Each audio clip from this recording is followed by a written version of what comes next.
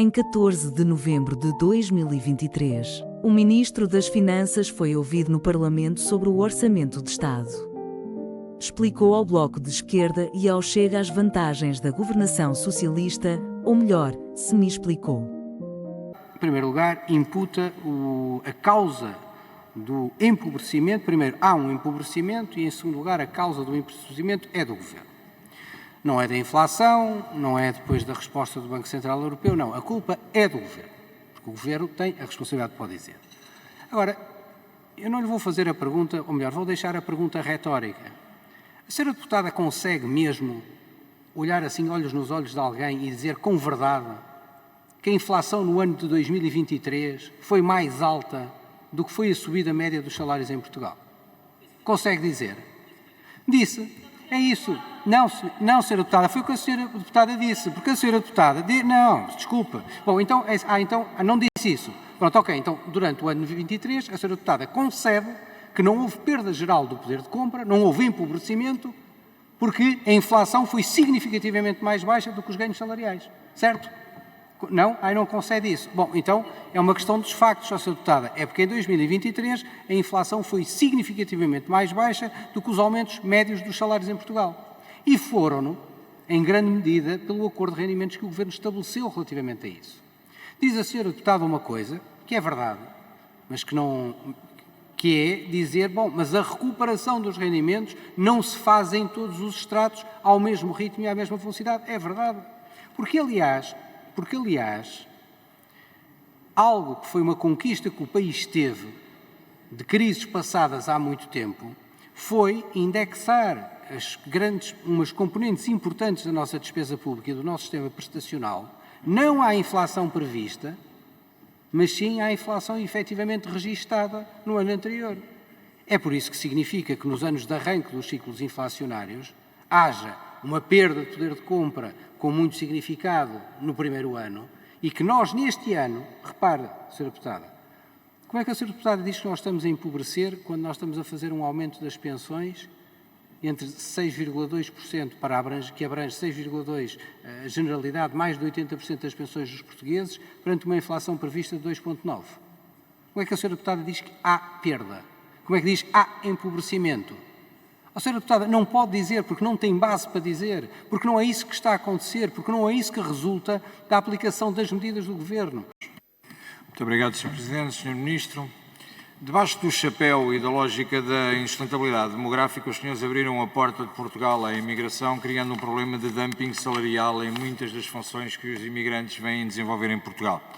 Estes processos acabaram por penalizar também os mais jovens e os jovens têm duas soluções, ou imigram ou então têm dificuldades em sair de casa dos pais. Vou-lhe dar um exemplo concreto, para não falar de Lisboa, que o senhor conhece bem o caso, falarmos do caso de Almada, que é uma Câmara socialista, distrito pelo qual fui eleito, e se um jovem quiser sair de casa dos pais, o máximo que consegue arranjar é um quarto por 400 euros. Ora, se quiser vir trabalhar para Lisboa, no mínimo vai gastar entre 160 a 200 euros de gasóleo por mês, vai pagar portagens com 2 euros a pagar na Ponte Velha, que pagará no mínimo 44 euros por mês, de alimentação, vou contabilizar 300 euros, contabilizando que durante todos os dias come, os 30 dias em média, e gasta 5 euros ao almoço, 5 euros ao jantar, e já não gasta no pequeno almoço. Água, luz e gás, em média 70 euros são os custos que dizem, internet 35, já foram 1.044 euros. Os senhores dizem que existe um salário médio em Portugal para os jovens de 1.090. Se fosse José Sócrates a dizer, ou tivesse uma reação em relação ao que sobra, que são 45 euros, diria, porreiro, pá, 45 euros é porreiro para viver.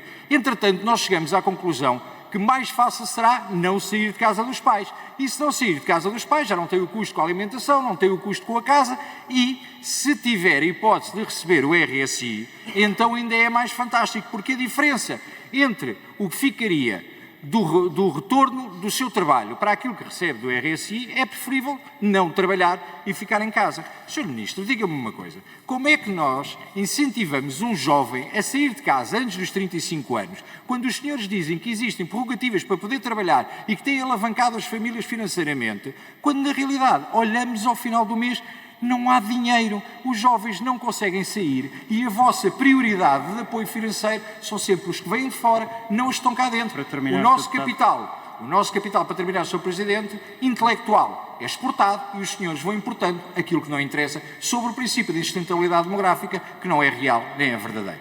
Relativamente à intervenção do Sr. Deputado do Chega, eu tenho que ser muito firme e veemente em rejeitar em absoluto os termos que o Sr. Deputado aqui utilizou para se dirigir aos imigrantes que procuram o nosso país.